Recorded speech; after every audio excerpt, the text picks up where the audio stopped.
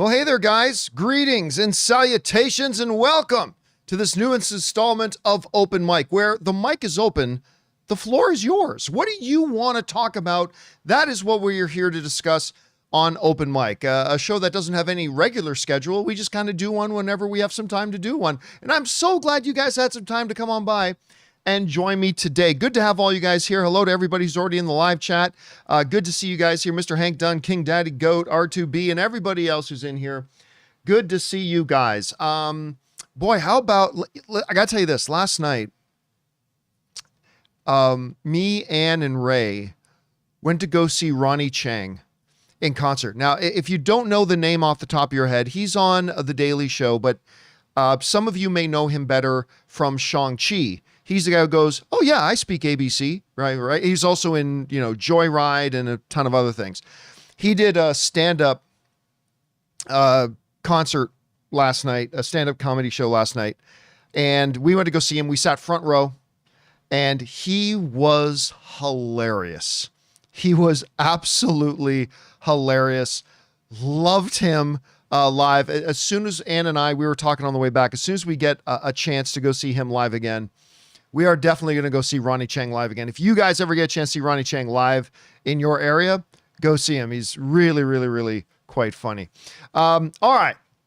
So here's what we normally do on Open Mic. If you guys have a thought, theory, opinion, topic, question, whatever you'd like us to address, go ahead and use the super chat feature to fire that in. The super chats are currently still open. I will turn them off at some point, and I'll let you know when I'm turning them off. But those are open right now. If you got a thought, go ahead and send it in. Just understand that I reserve the right not to answer a question if we don't believe it's appropriate for the show, just so you know. All right. But before we get to those, I always like to start off with a topic. And I thought the topic we would start off today is with The Boys. Now, The Boys came out days ago on TV, so I feel like being a TV show, it's open game to talk in spoilers and everything like that, because again, it dropped days ago. So I'm going to talk about The Boys in kind of spoilery detail.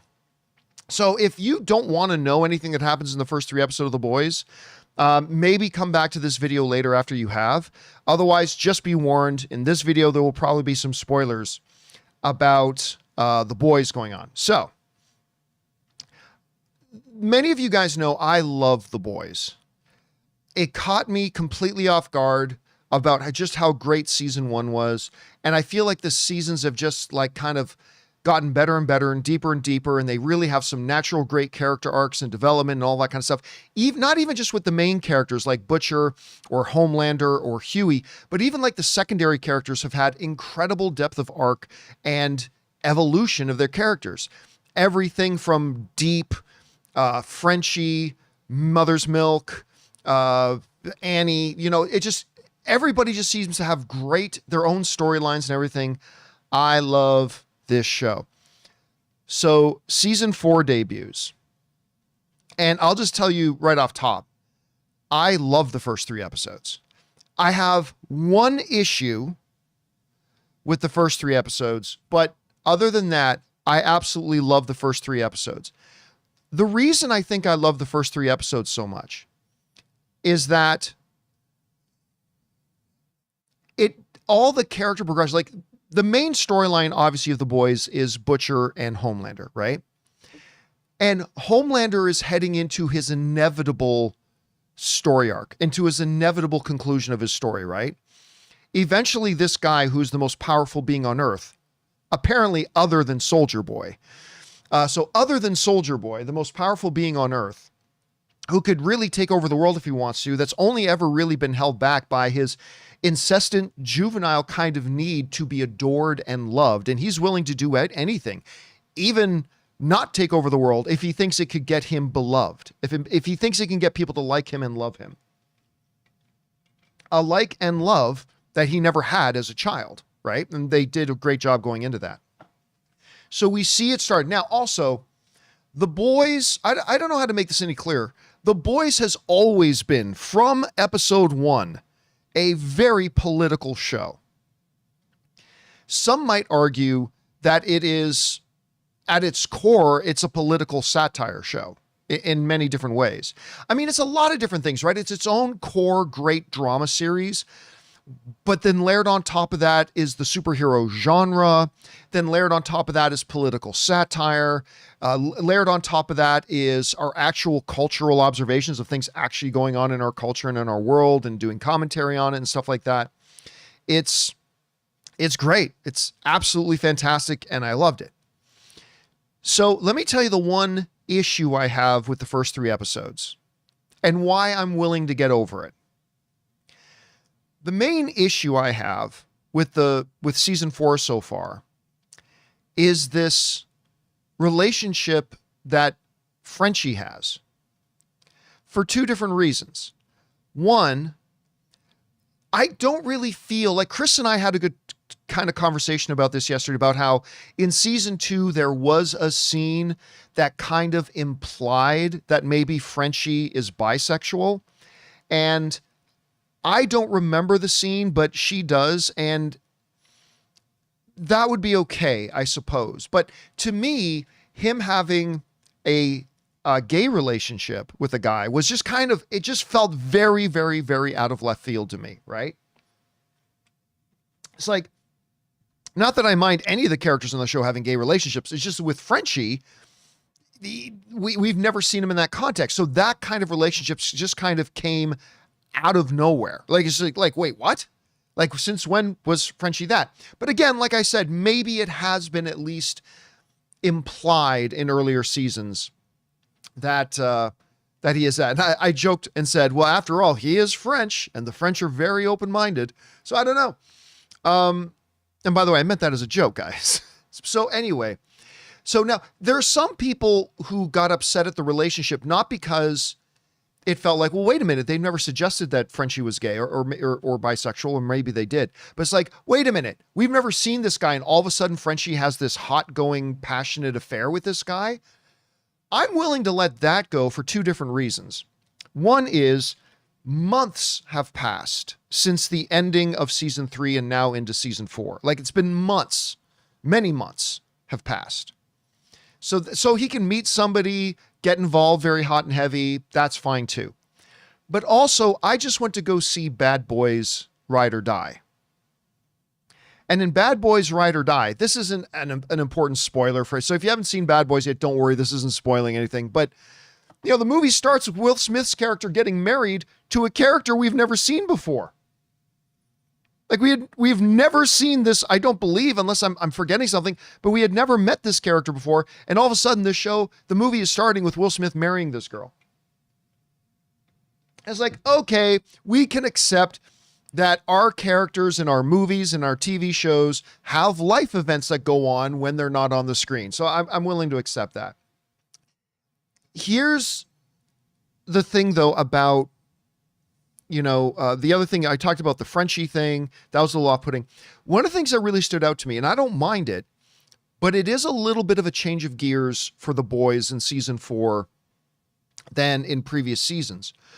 Whereas The Boys has always been very political, like very, very political. In previous seasons, they've been more, what's the phrase I'm looking for? Subtle. They've been a little bit more subtle about it, like making the same points, but being subtle, more subtle about the overt political commentary. That subtlety has gotten thinner and thinner as they've progressed through the seasons. Like in season 3, there were definitely a couple of clear moments. It's like, oh, this is what they're saying, like, right? But even then in season 3, for the most part, there was still a layer of subtlety between the line delivery and the underlying political commentary that they were making.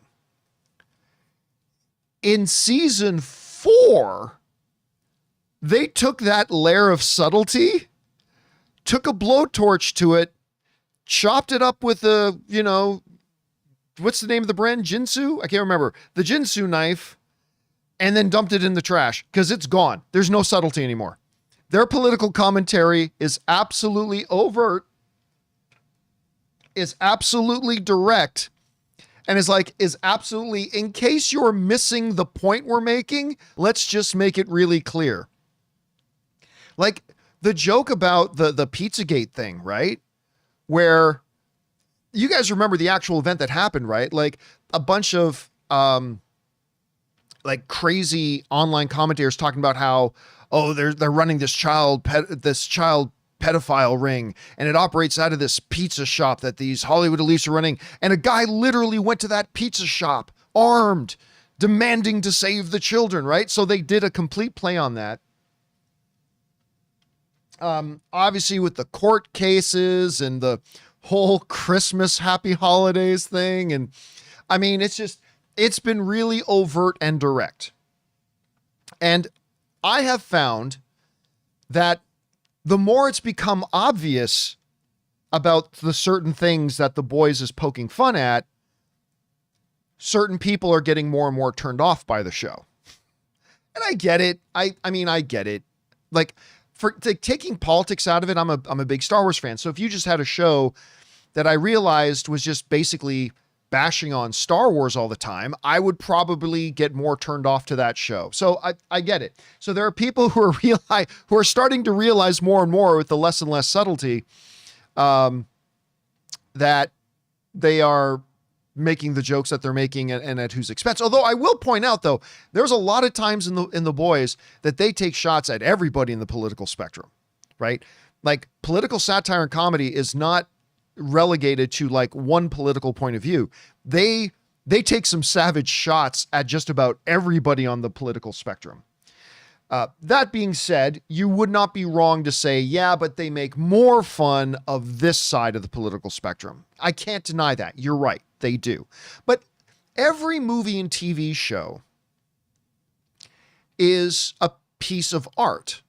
How high or how low of art it is up to the individual viewer to decide. But every movie director, every showrunner, they're creating art, right? Visual art. And every piece of art is political in nature. George Lucas said that a few times. Every piece of art is political in nature, in the sense that art is an expression of the artist's view of the world, the way it is, the way it was, the way they fear it could be, the way they hope it could be. Like every movie or TV show is a look at the world from a certain perspective through the lens of the artist, looking at the way they see the world, the way they fear the world, the way they have hope for the world, like all that kind of stuff. And so, you know, everything has it. And we as human beings, like we'll all say, we don't want politics in our shows, but we as human beings, of course we do. What we're all really saying is we just don't want politics in our shows that don't align with our politics. Like if there's politics in a show or a movie that aligns with our political view, we're perfectly good with it. But the moment that a show or movie has politics in it that don't align with our political view, then we'll say we don't want politics in our show. I mean, that's a human tendency, right? That's a human tendency. That's one of the inherent flaws of us as human beings. But it is nonetheless, it's true, some people hate self-reflection. You know what movie really was a great standout to me for that? And you might laugh when I say this. A movie that was really great for me because something that The Boys does, particularly in season 4, Eric Kripke and the people who are making The Boys are basically taking a mirror and holding it up to us. The Boys is basically taking a mirror and holding it up to the audience, regardless of where you are on the political spectrum. Like Kripke is saying, I want to kind of reflect back to our world what they actually look like. And I mean, everybody I want to hold up a mirror and let the world see itself in the world of The Boys. And maybe it hits home a little bit harder. And I think that is disturbing some people, that The Boys is literally just holding up a mirror to society and saying, this is you, this is society. And I remember the first time that I really, really recognized that in a movie. I'm going to see if any of you guys know what I'm going to say in the live chat. There is another movie from years ago that I really recognize this habit of sometimes artists will just want to use their movie to hold up a mirror to society so we can see ourselves in it. Snake is saying The Hunt. That's not the one I'm thinking about. It's a really interesting guess though. Anybody in the live show want to take a wild guess at which movie? No, Lewis, is not Star Wars Revenge of the Sith. Although, again, very, very, very political. George Lucas talked about the political like meaning behind it and all that kind of stuff. Idiocracy is more of a larger satire. Some people are saying Lobster's not a bad joke. Definitely not Battlefield Earth or Pineapple Express or The Purge, or The Newsroom is pretty good too. All right, nobody's getting it. I'll tell you which one it was. The movie for me that was the first time that I really recognized the artist was holding up a mirror so we could see ourselves. We as society could see ourselves in the art. Was Borat. Sacha Baron Cohen's Borat, the first one. Like, I remember the first time I watched that movie. Like, the first time I saw it, I was just purely in tears, like laughing so hard I could barely breathe, and all that kind of stuff. It was the second time that I watched the movie that I realized that what Sacha Baron Cohen was doing, much like The Boys does now, and maybe even laid the foundation for The Boys, what Eric Kripke was going to do with the show. He was literally using the Borat character as this ridiculous third party, right? He was using Borat as a third person, and we looked at our society through that ridiculous character's eyes. But at times in Borat, we got a very uncomfortable look at ourselves, which is inherently hilarious, but also very heavy at the same time. Oh, yeah. Oh, God, that was one of the... My wife's vagine hangs like sleeve of wizard. Like wizard sleeve. That is one of the best lines in any movie ever. But, again, it did this thing. And now The Boys, especially in season 4, I mean, The Boys has done it all the way through seasons 1, 2, and 3. But now in season 4, it's its most overt. You know, Homelander is this. Newman is this person. The events of this court trial is this. The guy going into the Starlight Foundation is Pizzagate. The Vought on Ice is so funny, is this, and whatever. It's so they're doing it more overt now before, but they're just doing what they've always done. Eric Kripke and The Boys is taking a mirror and holding it up to us. And for some of us, we find it hilarious. And for some of us, it's making us very uncomfortable. And that's what art should do. Art should elicit things in us that make us wonder and dream, and also contemplate and worry and fear. It should make us feel joy, but at the same time, it should make us a little bit uncomfortable. And that's why I think The Boys is such a remarkable show, is that they've been able to do all of that for me. They've been able to make me laugh hysterically. They've been able to draw me in with great characters and drama. They've been able to make me feel uncomfortable about not just recognizing things in the world around me, but sometimes recognizing things they're parodying on screen in myself. And that makes me a little uncomfortable. And that's what it should do. I mean, and that's just why I think this show, while wrapped up in this veneer and skin of a superhero satire, I think it is truly one of the best, most profound, most observant, most relevant TV shows out there. And season 4 for me is killing it. And again, but because it's becoming more overt, it's also turning some more people off. And I understand that. I get that. I get it. And I don't think that's unusual. I don't think that's necessarily an unusual thing. But yeah, man, for me, The Boys continues to kill it. And these new characters, I got to tell you, help me out, guys. I'm forgetting the redheaded girl's name. We got Sister Sage, who I love in this show. I love Sister Sage. I totally think she's angling to fuck Homelander over. I really do. I thought that from the very first scene. The very first scene that Homelander shows up at her apartment, I thought she's angling to fuck Homelander over, and I'm kind of here for it. I can't wait to see what she's going to do. But Firecracker, thank you guys. I think Patrick was the first one to mention it. For some reason, I want to say Sparkler, but yeah, Firecracker is the character. So thank you for that. Firecracker is unfortunately, I mean, listen, Firecracker kind of represents that section of YouTube. You know what we're talking about, right? That's Firecracker. That's who Firecracker kind of represents in The Boys. And Sister Sage, I'm not quite sure where it is or what her character is. I just know that I think she's great so far, but I'm sure Kripke is using her character to satire something. I just haven't figured out what it is yet.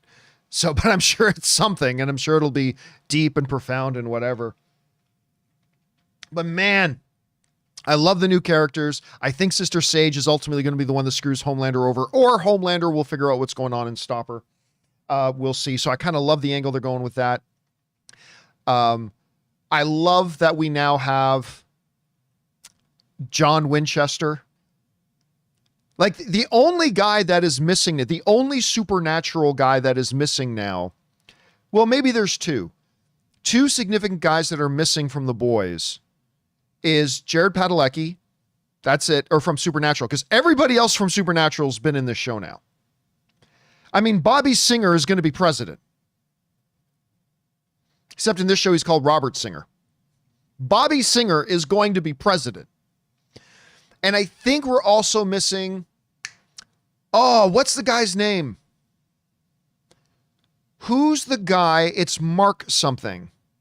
He played Crowley. What's the name of the actor who played Crowley in Supernatural? It's Mark. I think it's Mark something. If anybody in the live chat knows his name. But anyway, Jared Padalecki and Mark, I don't think his last name's Guy. It's not Mark Guy, is it? No, I don't think. Is other people saying Mark Guy? No, Mark Shepard. That's it.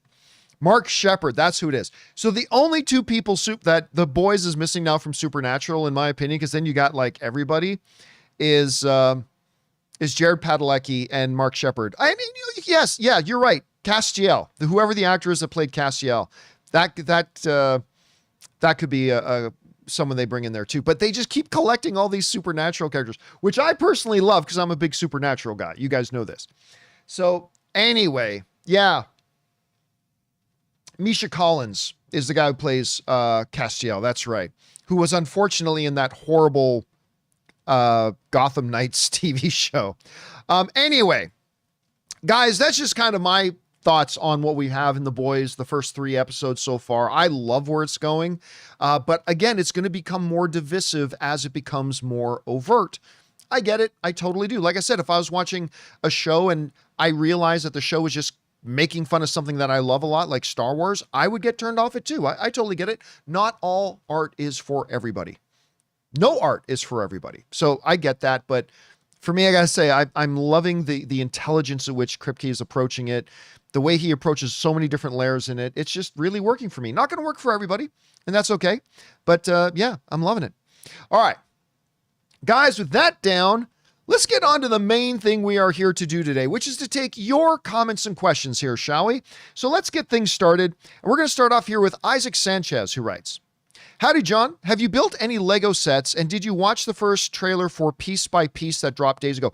I have not seen the trailer for Piece by Piece. I keep hearing about it. I never did watch it. I have not put together a Lego set, I'd say, in at least 20 years. It's been a long time. But for the past 3 or 4 years, I have been looking very, very carefully at these giant Star Destroyer sets. You know the one I'm talking about, right? This giant Star Destroyer. That, and there's a Millennium Falcon one. Here's the thing though. I do not have the patience to put those together. No chance. Do I have the patience to put them together?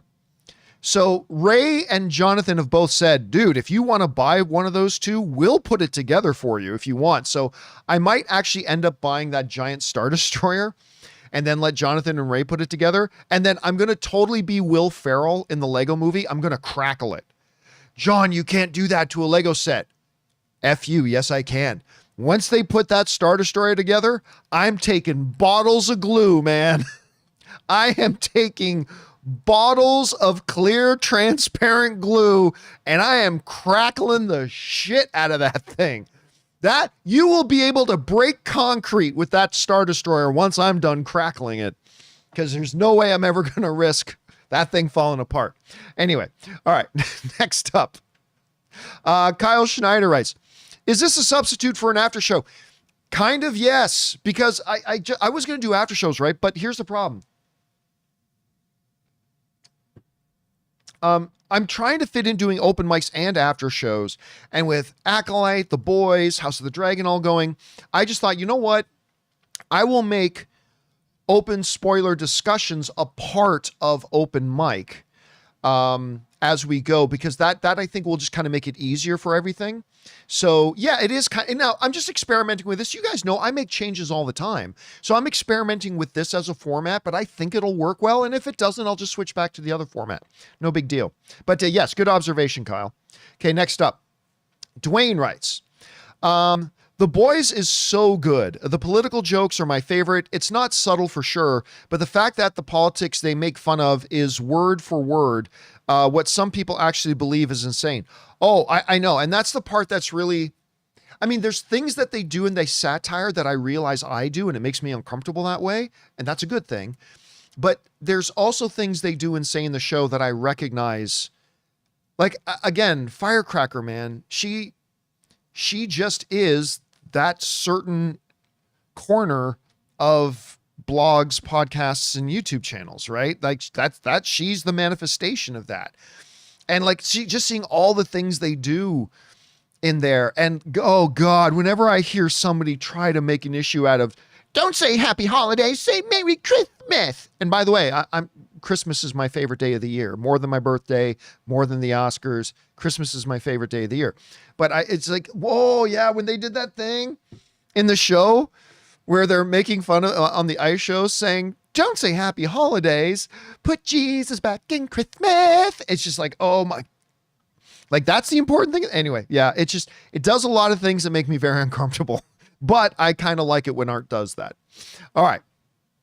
Next up, Alex Von Gollum writes, where are we here? Oh yeah. Hey, John, do you think Aragorn's war cry in Return of the King is underrated? Since Theoden's one is so glorious, I feel it doesn't get enough love. Well, if by war cry you mean his big speech, there may come a time when all bonds of fellowship are broken, but it is not this day. That's kind of his Braveheart moment, right? As in Return of the King, as he's riding up and down the lines, rallying up the troops to go and fight the forces of darkness. I think you're 100% right. It is a great scene. It's a great war motivating, pep talk. It's great. The problem is it's in the same film franchise as Theoden's speech. Ride now. Shield shall be. I mean, it's just like that. Theoden is kind of the low-key MVP of the Lord of the Rings films. It's hard to say that because he doesn't even show up until the second film. But in many ways, Theoden is kind of like the low-key MVP of the Lord of the Rings movie. He is fucking G. He's so awesome. But yeah, you're right. It's kind of like the same way Paul Dano's amazing performance in There Will Be Blood is constantly overlooked because Daniel Day-Lewis arguably gives the single greatest performance in any movie in history in that thing. So you think about There Will Be Blood and everybody just thinks of Daniel Day-Lewis for good reason. But Paul Dano also gave a performance for the ages in that movie and nobody talks about it. Yeah, it's an unfortunate part about it. All right. Thanks, Alex. Next up, Mike's Movie Madness writes, not sure if it's a plot hole, but in episode 1 of The Boys, when Victoria Newman was impervious to the acid and bullets, how was she able to cut herself with a knife in Gen V? The answer to that is given in an old answer to a similar question about Superman. Because the old classic question about Superman is being invulnerable. How does Superman shave? It's a good question. Being nigh invulnerable, how does Superman shave? Now, the classic answer given to that paradoxical question is that only Superman himself would be able to do it. It still doesn't answer the question about, well, what kind of, Gillette 72 blade razor does Superman need to use? And, it doesn't answer, but the traditional answer is only Superman would be able to do it. Again, it still leaves some unanswered questions, but that's kind of been the traditional answer to that paradoxical question. So I would suggest that you would apply that same thing to her. Like, a soup like Victoria can cut herself, but no regular person would be able to do that. Again, it still leaves some unanswered questions, but again, it's the classical Superman paradox, right? All right, good question though. Next up, we've got Alex Von Gollum writes, do you think Apple Intelligence will be useful? I don't know. I mean, listen, Siri is the most gut-awful, terrible assistant there is. And I say that as somebody who uses an iPhone. But Android Assistant is 50 times better than Siri. Sorry, Siri. Android Assistant is way better. Like, it's not subjective. It's like there have been tests done by a lot of YouTubers. Android Assistant is way better. Will Apple Intelligence be helpful? I'm sure it'll be helpful. I watched WWDC. I didn't personally see anything that really wowed me. It seems like every Apple event they get to, especially when it comes to the iPhone, they announce these new features that either Windows or Android have had for 6 years. Like, there was a number of new features they introduced at WWDC for like iOS and all that kind of stuff. I was like, yeah, I had that in my Samsung Note 7 like 8 years ago. I had that feature. But again, I remember I say this as a guy who's doing this show on a Mac Studio with my iPad sitting over here and my iPhone over there. I'm not an Apple hater at all. I have a lot of Apple stuff. But when it comes to Android versus Apple, Android by a mile every day. All right. Next up, Big Mouth Stan writes, a talkative Black Noir character just doesn't land for me so far this season. Well, that's the part, right? That's not, you understand that, right? Like, that's not Black Noir. That's an actor wearing the suit so the world doesn't know that Black Noir is dead. I personally think Black Noir might return. I think Homelander thinks he killed Black Noir. I think he believes he's dead, but I think we're going to see Black Noir return. I don't know that for sure, but yeah, I mean, that's not Black Noir. That's the part. It's not supposed to work for anybody. That's the key. Like saying the talkative Black Noir doesn't work for me. It's not supposed to. It's supposed to not work for Homelander. It's supposed to not work for A-Train. It's not supposed to work for Deep.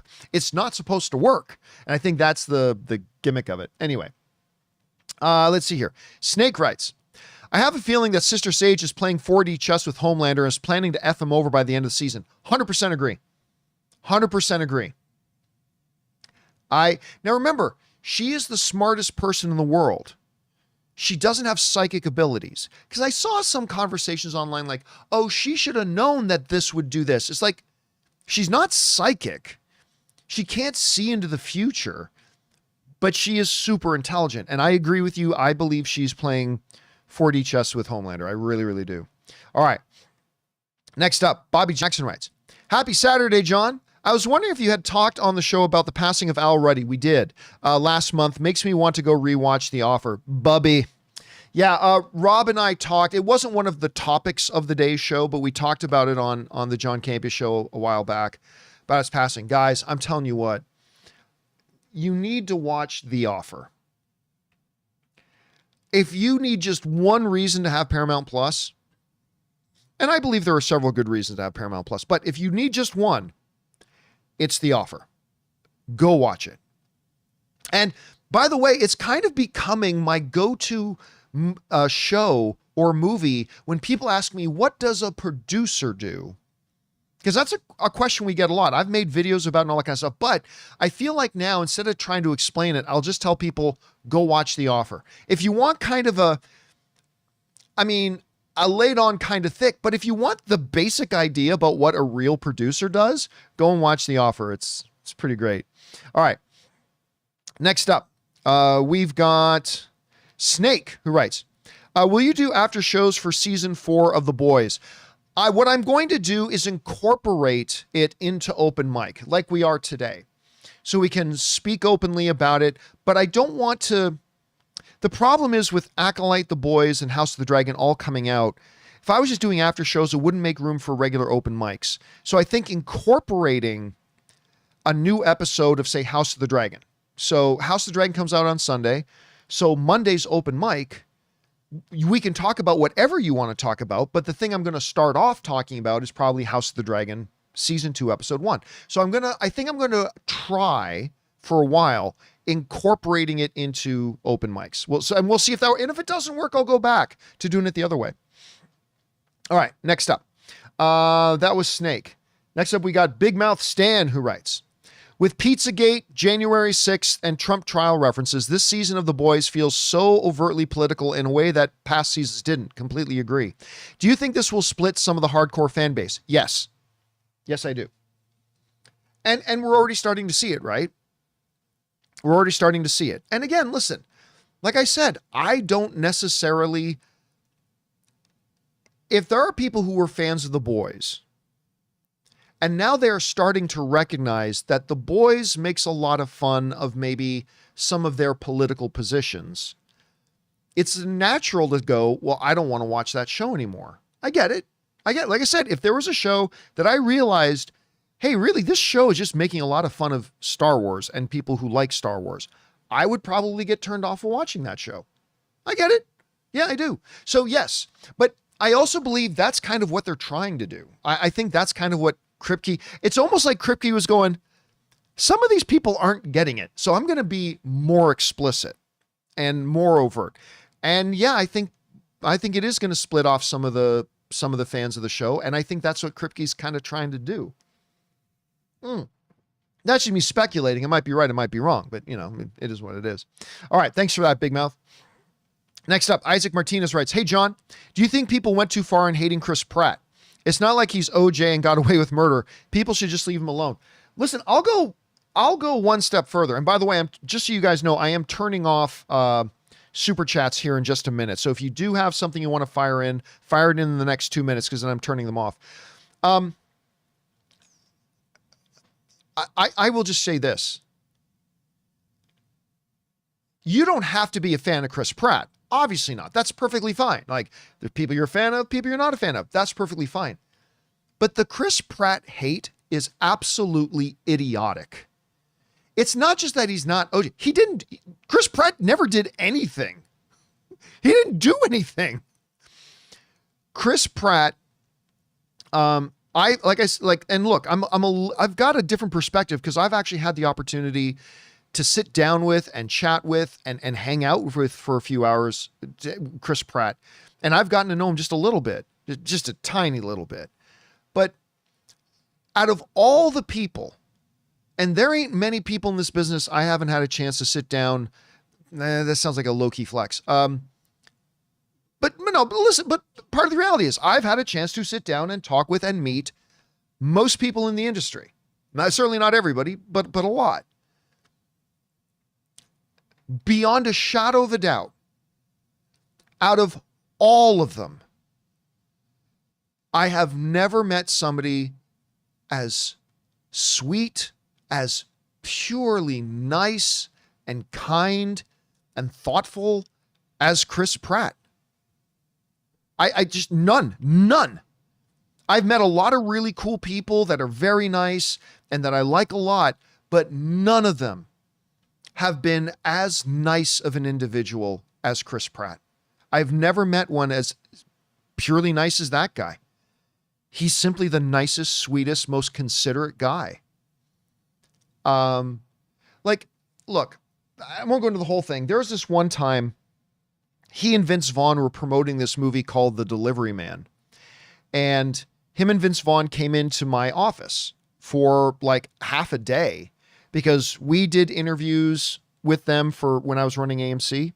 For AMC, But then they also asked if they could they were doing a Twitter thing where they were doing Q&As on Twitter for like 2 or 3 hours. So they're like, hey, we're doing this Twitter Q&A thing in a couple hours. Do you mind if we just do it here in your office? And if we can just hang out here until then? We're like, yeah, sure. And listen, Chris Pratt had an assistant, right? And like he overheard, I've never seen this happen once. Chris Pratt overheard his assistant mentioning to Vince Vaughn's assistant that she was getting a little bit hungry. Assistants are supposed to go get the lunch and the food for the person they're assisting. Chris Pratt goes, oh, are you hungry? I saw this, I think it was a Panera that was downstairs from our house. There's a Panera. Do you want me to go get you something? Do you want me to pick you up something or blah, blah? Like just, and all afternoon, the way he was interacting with his staff, with us, with the people who were writing to him online.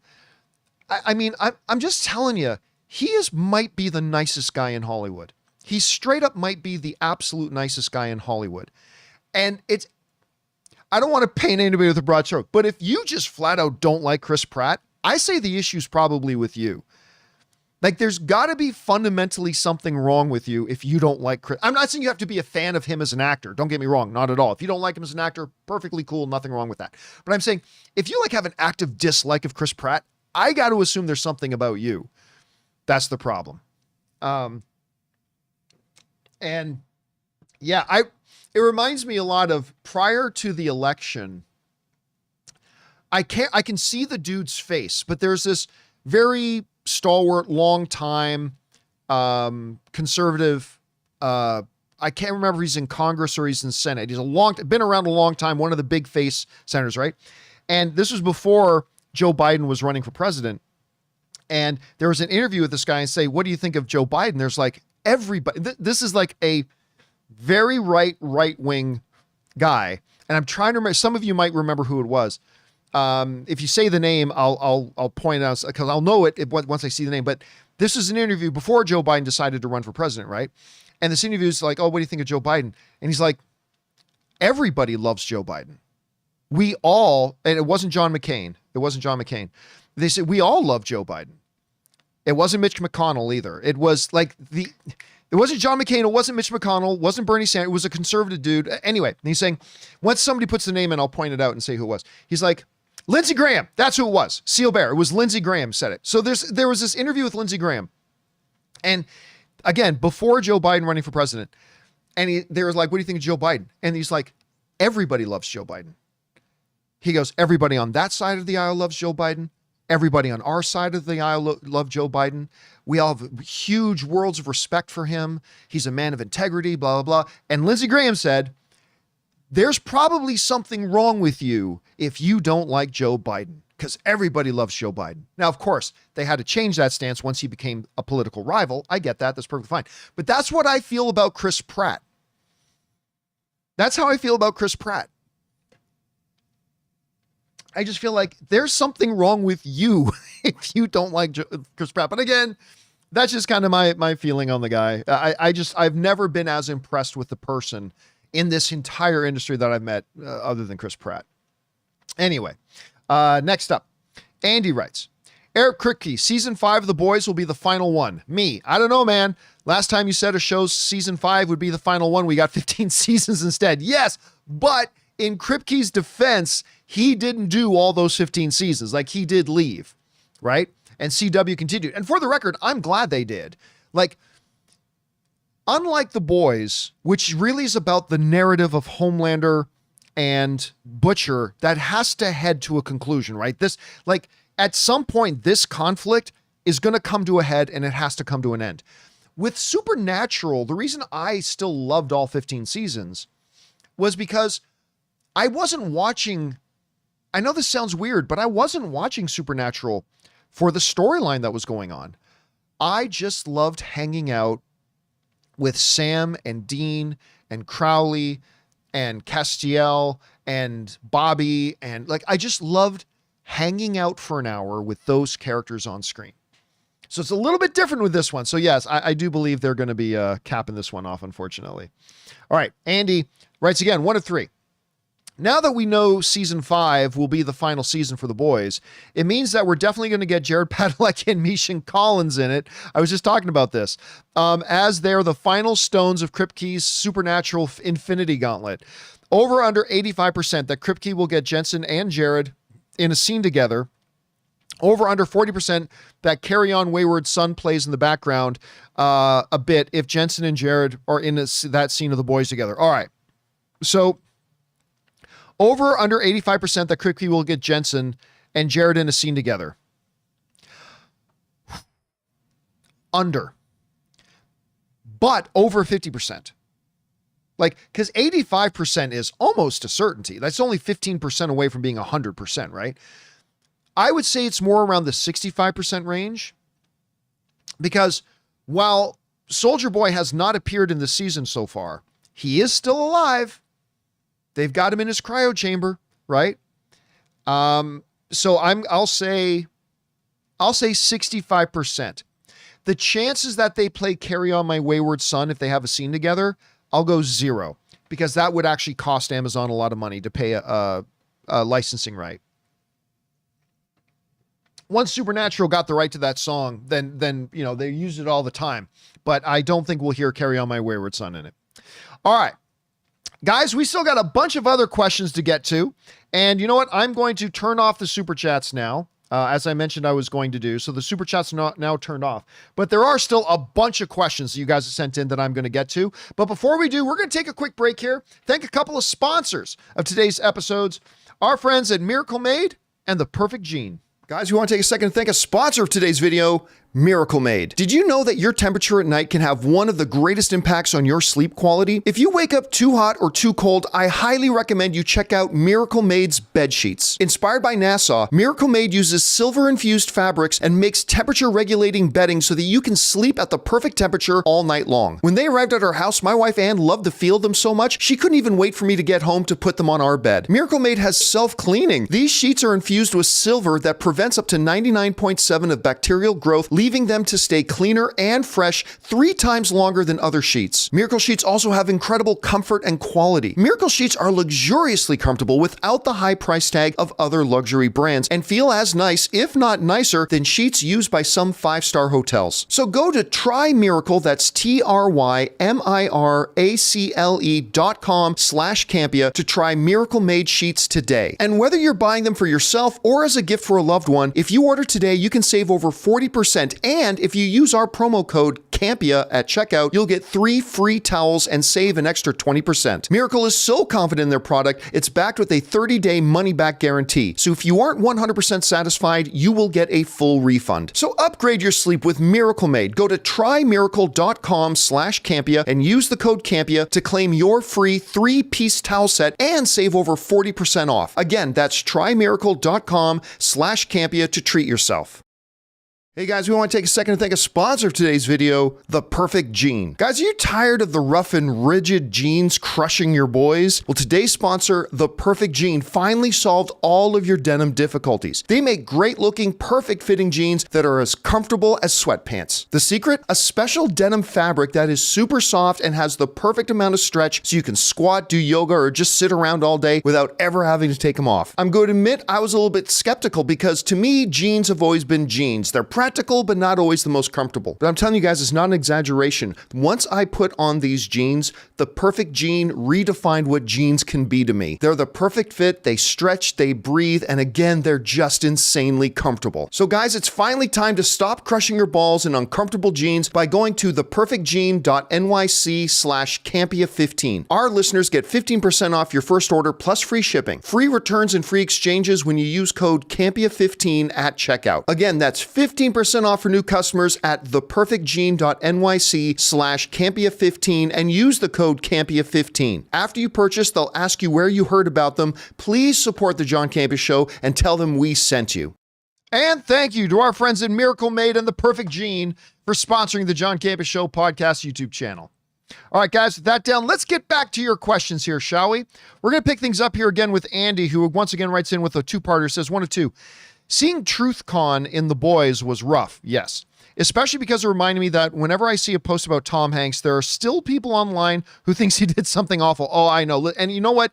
It's not a coincidence, by the way, that all this Tom Hanks is secretly a pedophile who runs it, all that came out when he started making statements against a certain U.S. president, former U.S. president.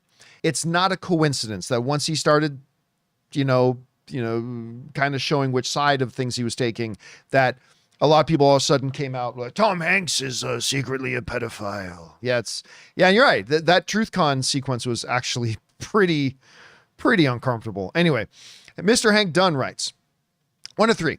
Hey, John, thank you for all that you do. Thank you, man.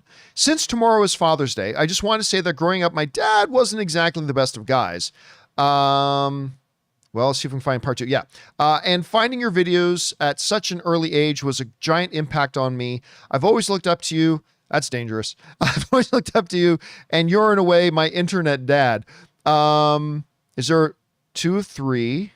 Thank you and your crew for always being here. If you're ever in Buffalo, I'll get you some wings. Here's the thing. I've been in Buffalo a lot. Of course, I grew up. Home for me is Hamilton, Ontario, Canada, which is right across the border from Buffalo. Me and my dad, and then later on me and some friends, we would often drive because it was so impossible to get tickets to a Toronto Maple Leaf game. We would often just drive over the border and go watch. If we wanted to watch some NHL, we'd have to drive across the border and go watch Buffalo games. Because it was a lot easier to get Buffalo Sabre tickets. But listen, man, thank you. So I appreciate that. The great thing about, I say this all the time about movies and the community that talks about them, is that it just provides a safe haven for us, right? To get together, just talk about movies, talk about things that take our minds off whatever we're doing. It gives our mind an oasis, and it just becomes it can be a very destructive, toxic place, but in the right types of places online with movie fandom, stuff like that, it can be a really rejuvenating place. And that's why I love the movies, and that's why I love the communities that talk about them. And I'm so glad you're a part of ours, man. So thank you very much, and enjoy Buffalo, my friend. All right. Next up, Mega Red writes, sends in a $20 super chat. Thank you, Mega Red. Appreciate that, man. Mega Red writes, other than the seemingly generic love triangle with Frenchie, I'm enjoying where this season is going. I love how they give Homelander real deep problems, making his struggles more introspective, contrast with his vast powers. By the way, I'm so glad you brought that up. One of my favorite things about this season so far, and just how they continue to layer the characters, Homelander's getting older. And as invincible as he is, I think 2 things are starting to shake his foundations a bit. Number 1, in season 3, he legitimately had to run away from a fight. You guys remember in the Hero-gasm episode, like as Huey, Butcher, and Soldier Boy, they're ready to take him out, and he had to literally run away. Bravely run away, away, Sir Robin. Any of you guys know that reference? Anyway, so he literally had to run away. Without Butcher's help, again, in the finale, Soldier Boy would have killed him.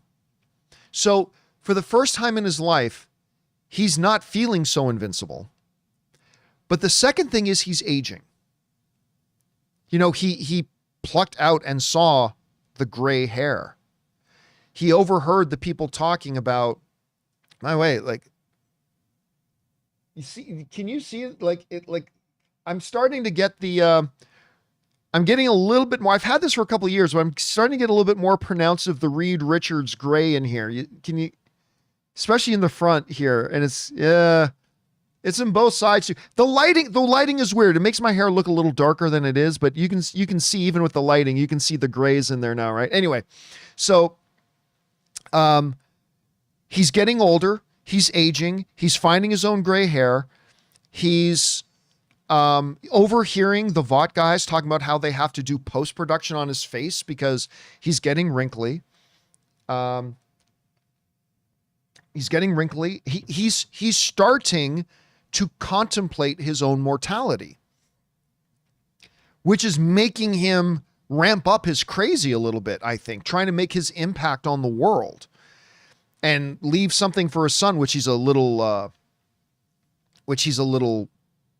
twisted on too. At any rate, I love that they're doing that. I love they're going to, but by the way, with the Frenchie, there is no real love triangle because Kimiko like makes it pretty clear that, listen, I love you, but like this isn't happening.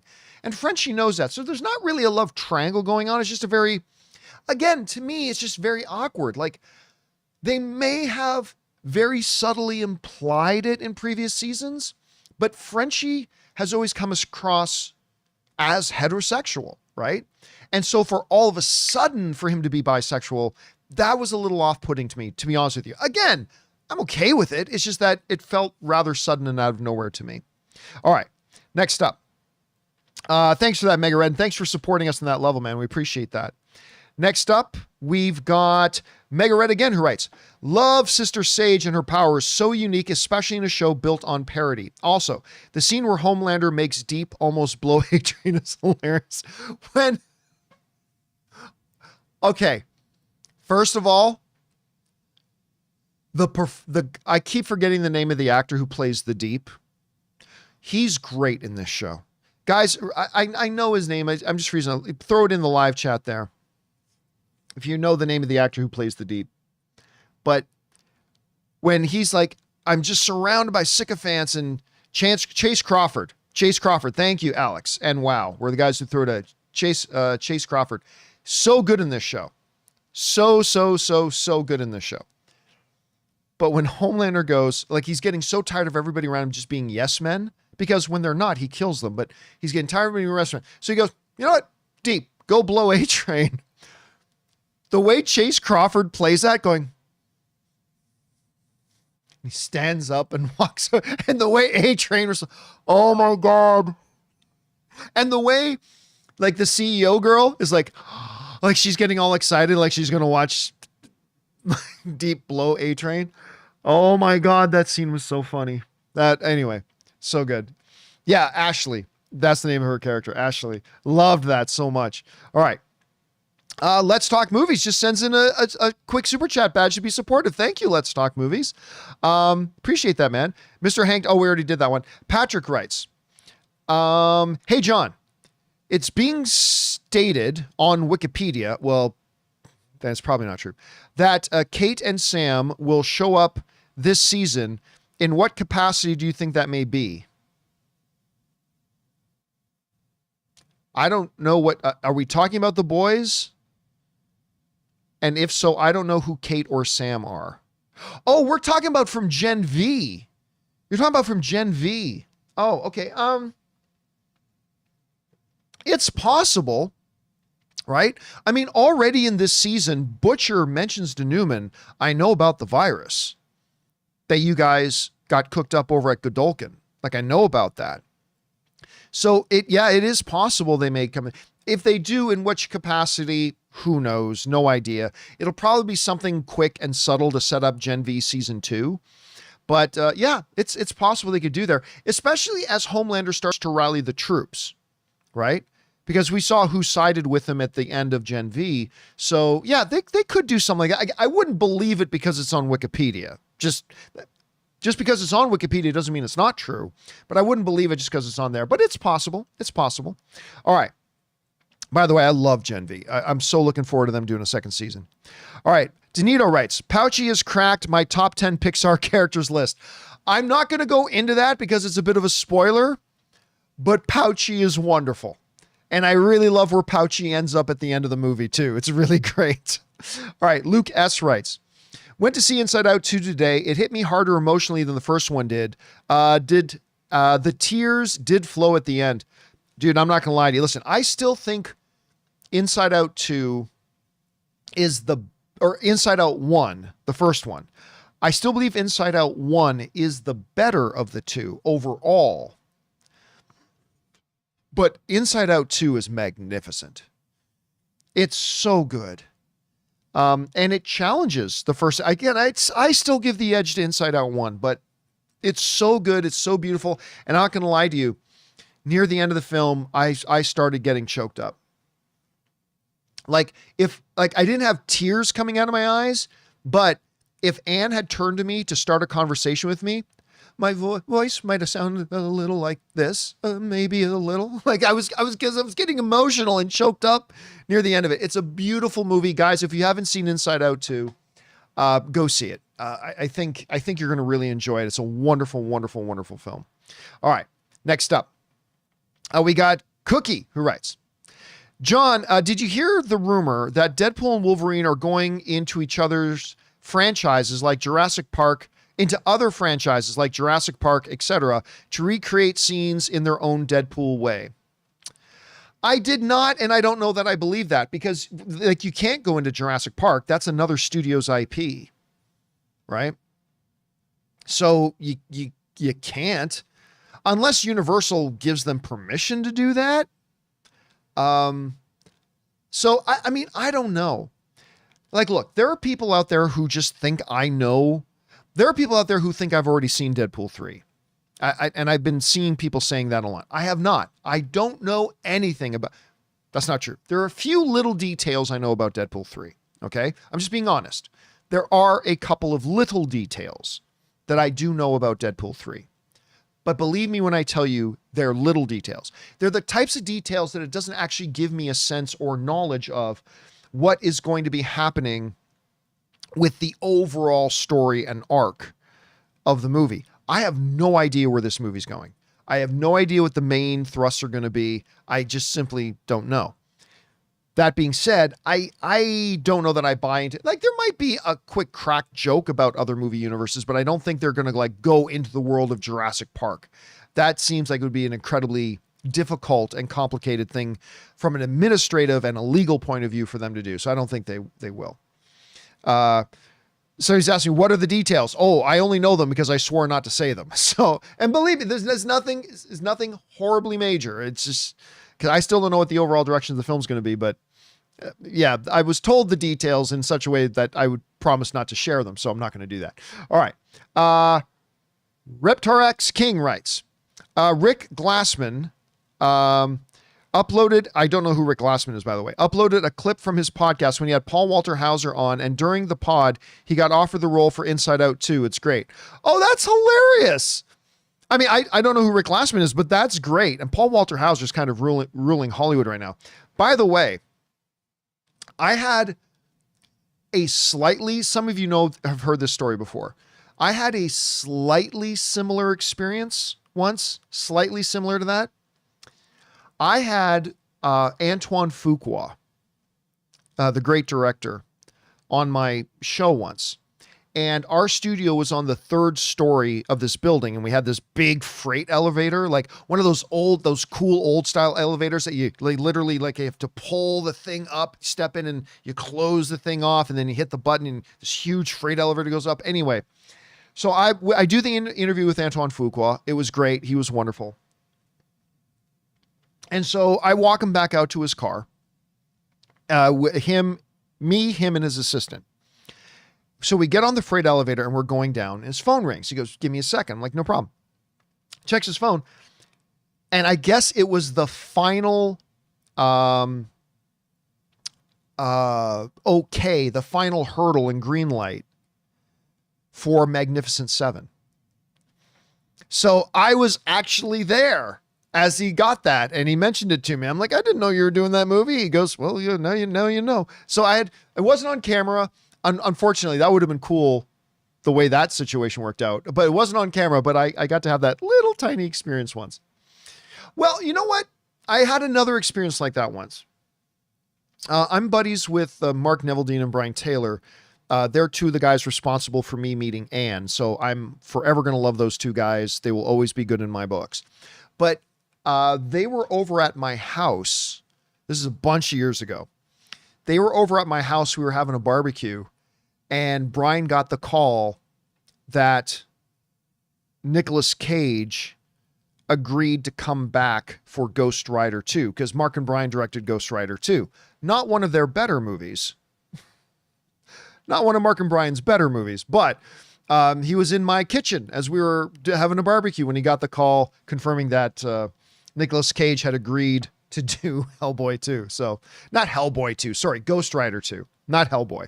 Anyway, all right, next up. That's a cool story though, man. Thanks for sharing that. Let's see. Where are we at? Mike Thompson writes, a couple of years ago, I saw a movie with an advertised start time of 9:30. Ads ran until 9:40, and the trailers didn't end until 10:15. Ridiculous. Look, I'm not going to go off on my rant again. But you guys know how I feel about this. If I'm paying for a ticket, if it's free, like if you're showing me a free movie, like free YouTube videos, right? You don't have to pay to come and watch the John Campea Show, so there are going to be some ads. That's how we pay our bills. That's how we pay ourselves. That's how we make the show happen. And you guys understand that. Hey, I'm getting a free video. I'm getting a free show. There's going to be some ads. But you drop $15 to go to a 2-hour movie?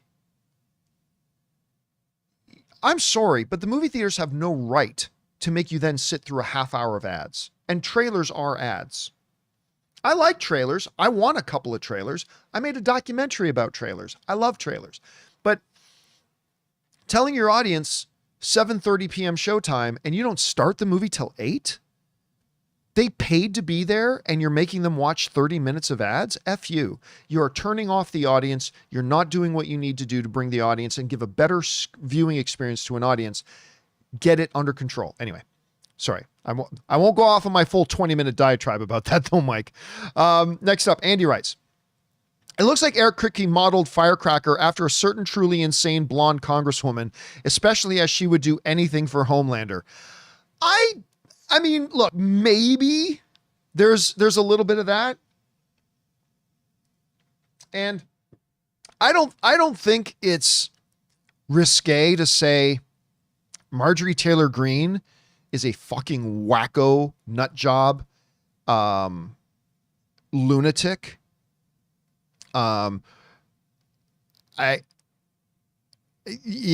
Anyway, because like even like a lot of now Republicans are just getting fed up with her. So I think it's safe to say almost everybody agrees on the right and the left that woman is a fucking disgrace. And I say this as a Bible seminary student, an absolute heretical, like the fact that she goes around even calling herself a Christian is absolute heresy. She is a heretic, heresy, blasphemous that she even pretends to call herself a Christian. I'm sorry. It's whatever, but it's encouraging to see people on the left and the right are all now kind of going, she gotta go.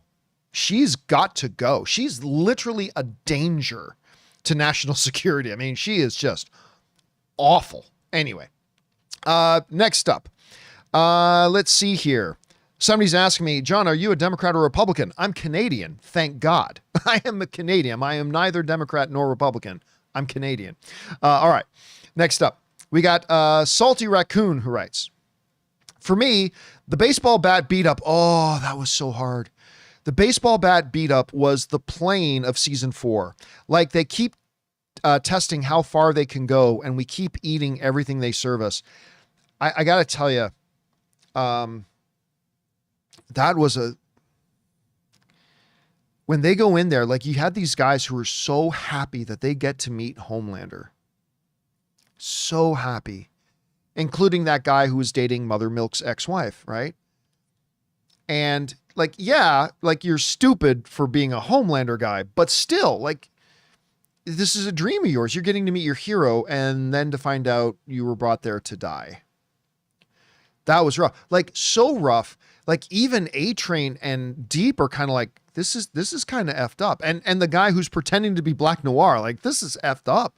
That was, I mean, I still put the plane sequence in season 1 above it, but yeah, you're right, man. That was a rough scene, man. It really was. All right, next up, Jerome writes, thoughts on the boys making fun of the white savior trope with the fake A-Train movie. I listen, I love it. They poke fun at so much stuff in it. And just the whole idea, like, guys say the line Feral Streep is going to be with me in a part of my vocabulary for as long as I talk about Will Ferrell. I will never be able to talk about a movie news story where Will Ferrell's involved that I'm not going to say Ferrell Streep. As a result of that sequence, I thought that was absolutely hilarious. Ferrell Streep. What's that smell? What's that smell? I smell Oscar. I love that. That was so good. All right.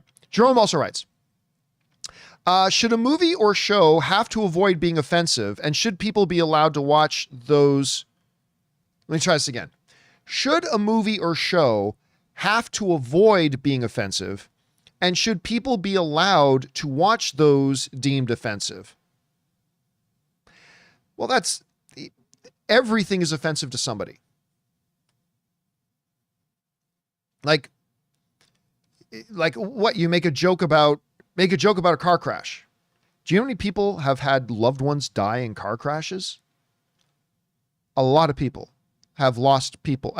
You probably either lost somebody close to you or you know somebody close to you who lost somebody in a car crash. But like, we make jokes about car crashes all the time. Should we not? Because it's going to bother somebody. Art is supposed to elicit things in us. And listen, should you go out of your way to offend somebody? Of course not. You should not go out of your way to offend somebody. If the point of your humor is to make an observation and that ends up offending somebody, that's one thing. It's another thing when your intent is to offend somebody. That's another thing. But if somebody making an observation about the world offends you, then maybe you need to evaluate why it offends you.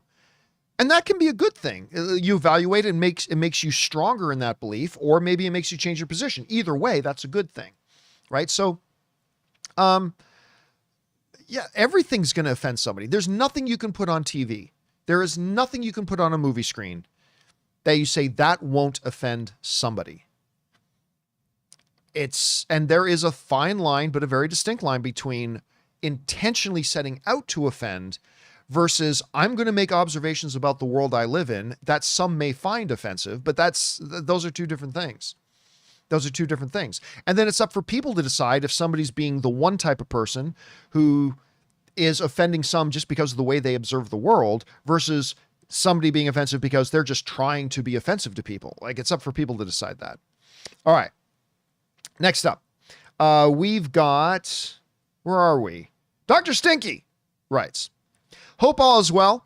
Going to Olivia Rodrigo later this year. I've never been more excited for a concert, and this is my first concert. Advice, all love, bring on the filthy. You know what? I have heard a lot of Olivia Rodrigo. I couldn't name one song of hers. I'm sure if you played a couple of her songs, I go, oh, I didn't know that was Olivia Rodrigo. But I couldn't name a single song of Olivia Rodrigo, to be honest with you. Concerts can be a lot of fun. Advice? Try not to be too much of a distraction to other people around you. Like, if everybody's sitting down listening to a song, don't be the only guy that's standing up and blocking the view of the person behind you. I mean, other than that, I don't know other advice to give to a concert, but go have a good time, go a little bit early, enjoy the energy of the arena before a show starts, and just enjoy yourself, man. Go have a good time. All right, next up. Steven the Engineer writes, keep up the good work, John. Thank you so much. You and your team are beasts. Oh, thank you, man. I appreciate that very much. I've always been lucky to work with really good people.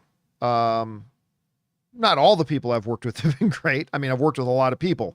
The law of averages says there's going to be some I worked with that weren't so great. But I've also had the opportunity to work with some really, really great, wonderful people. And I currently get to work with some great people. So thank you so much, man. I appreciate that. All right. Next up, Ryan Trabuco writes, happy Saturday, John. Thank you, Ryan. Good to see you, man. Wanted to recommend the Jim Henson documentary from Ron Howard on Disney Plus. Things about Muppets I never knew. Dude, I'm so glad you brought that up. I totally forgot about it. I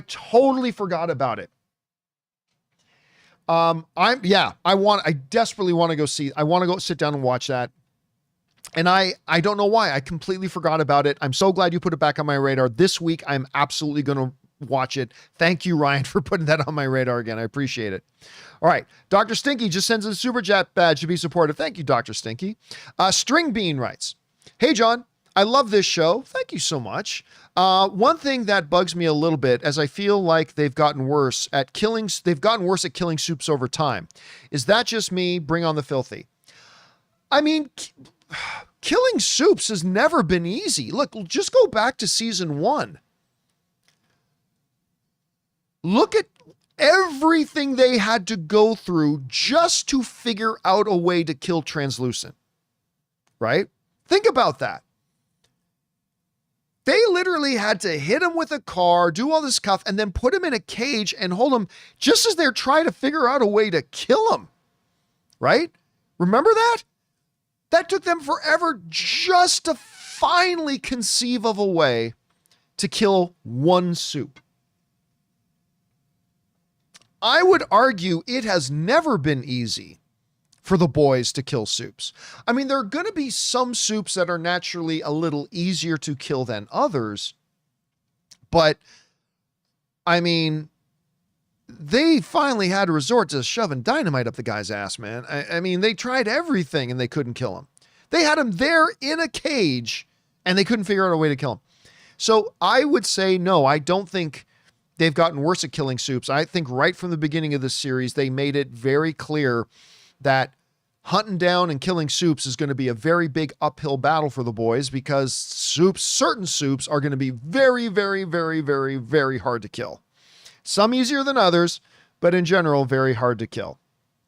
And guys, that's all the questions. I had turned off the super chats. So that's all the questions you guys sent in. But you know what? I still got a few minutes left here. So I'm going to take some live questions from the live chat. So do me a favor, guys. If you have a question, form it like this. Type in all capital letters, question, colon, and then type your question. And that way I know you're asking me a question and you're not just talking to other people in the chat. Don't copy and paste your question in 55 times, please. That's just irritating. I'm not going to read all of them. I'm going to pick a couple and then we'll wrap it up and go from there. All right. First thing we're going to go to here is Shadow Knight, who says, do you have to watch Inside Out 1 to understand Inside Out 2? No, but I think you'll get more out of it if you do, and you should absolutely be watching Inside Out 1 anyways. It's on Disney+. Sit down, watch Inside Out 1, then go see Inside Out 2. I think you're going to be glad you did. Let's see. Mr. Hank Dunn, is your friend still directing that Hellboy movie? So I was just talking about Mark Neveldine and Brian Taylor, and Brian is supposed to be directing a Hellboy movie. And you know what? I'm going to take a picture of my screen right now. There we go. I'm going to take a picture of the screen. There. And I'm going to text this to him right now. I know I shouldn't be wasting everybody's time on screen. Brian. Okay. Hey man, comma. I'm doing a live show right now as I'm typing this, and one of my viewers asked me this question. Okay. Let's see, now I'll attach the picture. And yes, hold on a second. Nope, no, that's not what I wanted to do. There it is. Okay, I just sent it to him right now. So I don't know. I actually haven't talked to Brian in a couple of months, so I don't know actually off the top of my head if he's still doing that Hellboy movie or not. So I don't know if he's got his phone by him. I'll keep my phone by me to see if he responds, and then I'll be able to tell you if he's actually still doing that Hellboy thing. Okay. Let's see. Let's go to this. Dr. Stinky writes, over or under 50% Arcane Season 2 is better than Arcane Season 1. Look, I personally think Arcane is the greatest animated show of all time, but that's only based on one season, right? By the way, the fucking snowflakes who write into me, well, John, you've clearly never watched enough anime, or John, you clearly never watched this. No, I've watched a lot of stuff. Arcane, to me, is the greatest animated show of all time. It's just a great, take animation out of it, it's just a great fucking show. I'll say under 50% that season 2 is better than season 1, just because season 1 was so good. And season 2 doesn't need to be as good as season 1, as long as it's still really good. But yeah, I'm going to guess that season 2 will not be as good as season 1. But anyway, yeah. Okay, let's see here. Ryan Trabuco saying, does Inside Out 2 hit 150 million this weekend? I'll say no, but I didn't think it would hit 100, and it totally looks like it has a shot at hitting 100 or more. So I'm going to say no at 150, but I would love to be wrong. I hope I'm wrong about that, but right now I'm going to say no. I mean, listen, the very fact that it's going to make over 80 million, all it has to do is make 90 million, and it's going to be the biggest opening weekend of the year. So the fact that it's going to be the biggest opening weekend of the year, and we're already in June, I think that says a lot, but 150 might be a tall order, but I hope I'm wrong. Let's see here. Red Arrow's asking, do you think Blade will come out at all, or will they pivot into something else? I still believe they will do a Blade movie. I'm just starting to not believe it'll be with Mahershala Ali. I think he's waited as long as he can wait, to be honest with you. But again, I don't know that. I'm just guessing. So hopefully it all still happens and it's all works out with Mahershala Ali. I just don't know for sure that it will or will not. Let's see. John 1913-8 writes, question, Venom could be in Venom versus the bartender. Sorry, Venom could be in Venom versus the bartender hair is different. So could it be the same events, different universe? It could be. I mean, listen, the cool thing about that Venom trailer, which I liked, by the way, is that it raises more questions than anything else. And that's one of the big questions. Like the symbiote remnant that's left behind, is that where he was in the MCU? Is it another alternate universe? Is that a Mordo variant, or is this a totally different character? I mean, a lot of questions, but we'll see. I'm JMS writes, will you go see the new Twisters movie? Oh yeah, absolutely. I think Ray has already got our tickets for us. Ray is very excited for the new Twisters. Like very, very, very excited for the new Twisters. I think he's already bought our tickets. So yeah, definitely going to go see that. Let's see. Heisenberg Lives writes, will the results of Inside Out 2 at the box office quiet down the doomsayers saying cinema is dead? Well, I mean, here's the thing. If you guys watch my show regularly, you know, since 2023, right? Since last year, with the writers and actors strikes, Rob and I have said that 2024, especially the first half of 2024, is going to be rough because of the months and months and months and months of the work stoppages, production shut down, movies got moved, all these things. And then sure enough, in the first half of 2024, we have literally had weeks at a time without a wide release movie come out, when we're accustomed to having 3 to 4 come out every week. We're still not back to normal yet. And then you had a couple of underperformers and stuff like that. A couple of good things. Bad Boys was a pleasant surprise. A couple of other things as well. But still, we have said forever, we're going to have to wait to see the second half of 2024. Right? Because we've been saying for a while now, we got Inside Out, we got Deadpool Wolverine, we got Joker, Moana 2, Despicable Me 4, a couple of others. The first half of 2024 is not an indicator of anything. We warned about that all the way back in 2023. Let's see what we've been saying for a while now. Let's see what happens in this second half of the year. That's going to be a better indicator for us. And if Inside Out 2 opens north of $100 million, I mean, let's just see. We talked on Friday, they're projecting Deadpool to make over 200 million. Can that happen? The record for an opening weekend for an R-rated film is $132 million. That was Deadpool 1. No R-rated film ever has made more on opening weekend than $132 million.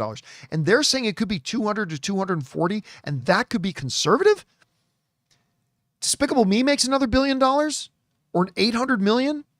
Moana, I'm going to tell you right now, Moana 2 is going to make minimum $750, $800 million. Minimum. So I don't know. We'll have to see. Will one movie's success quiet it all down? No, but it'll start a different angle in the conversation. Let's see what happens once Deadpool comes out. But we'll see. We're getting close there. All right. Let's see. Alton Wang writes, John, do you think Stan Edgar is the person recruiting the Gen V kids? I don't know. All I know is that Stan, being played by Giancarlo Esposito, is still alive. He's out there. I haven't heard any word of Giancarlo Esposito returning to the boys universe, but I certainly hope he does. And I would, because I love that character. The Stan character is amazing. Let's see.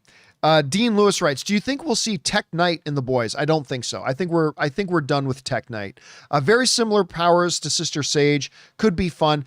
But I think that negates it, right? I think the very fact that they have another character there now who is the most intelligent person in the world, I think that almost eliminates any need to have a character like Tech Knight. I did like the character a lot in Gen V, but I don't think we'll see him back. Again, I don't know that we won't. I just don't think we will. Okay. And this will be our last question today. From Steve Maguia, who writes, I just watched Knives Out and I loved the movie. I love Knives Out. Planning on watching the second one soon, Glass Onion. If the third one is good, would the franchise be high on your best trilogy list? No. I mean, listen, I love Knives Out and I loved Glass Onion. And let's say Wake Up Dead Man is just as good, on par with those two. It gives us a great trilogy. But does it enter the conversation of The Godfathers, of Lord of the Rings, obviously the king of them all, the original Star Wars trilogy? I would even say like the original Toy Story trilogy, Toy Stories 1, 2, and 3 would be higher. If Paddington 3, I'm not joking. People think I'm trying to be funny. I'm not. I'm being dead serious. If Paddington 3 is on the same level as Paddington's 1 and 2, which is a tall order, I think that would probably rank a little bit higher as well. But again, if Wake Up Dead Man can be great, then that gives us a wonderful, great trilogy. But I don't think it gets into the conversations with the Toy Story trilogy, maybe the Paddington trilogy, Lord of the Rings, Star Wars, Godfather. I don't think it gets up there, but it would be great to see. And then I'm JMS brings up too, what if Spider-Verse 3? Spider-Verse 3, yeah. If Spider-Verse 3 is as good as 1 and 2, it gets into the conversation. It really does. It really does. Anyway, guys, that'll do it for today's installment of Open Mic. Thank you so much for being here and joining me today, guys. Really appreciate you taking some time out to hang out with me on this Saturday early afternoon. Big special thank you to all you guys who sent in the questions too, because number one, you gave us fun things to talk about, but number two, you supported our channel as you did it. And all of us involved at the John Campea Show, thank you guys so very much for your support. All right, guys, I hope you have a tremendously wonderful rest of your weekend. Go see Inside Out 2 if you got a chance. My name's John Campea, and until next time, my friends, bye-bye.